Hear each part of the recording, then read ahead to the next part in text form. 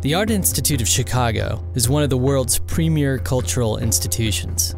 Unfortunately, for Chicago residents, it had become an invisible icon. They were taken for granted, some of the most powerful art collections right in their own city. Our job was to get the Art Institute back into the conversation and back on the cultural radar. So in December of 2009, instead of trying to drive Chicagoans into the Art Institute went out to them.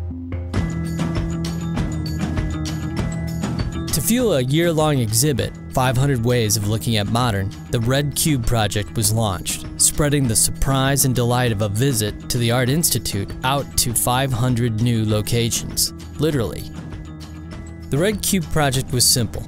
500 cubes, each one designed to be a 3D Art Institute logo, were placed around the city for unsuspecting Chicagoans to find. Each cube had a URL, a number, and a password. Once registered online, the finder of the cube was given an art project to complete.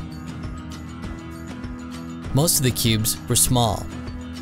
Some of the cubes were large. As for the art projects, well, people were asked to create their own version of Art Institute classics, or leave their cube on a train for others to discover, or make a video.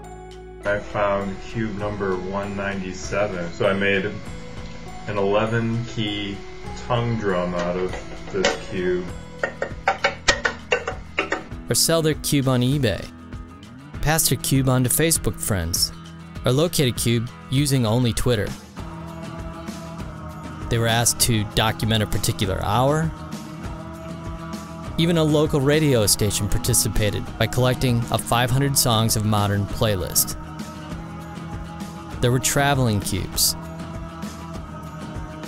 Oh, the traveling cubes.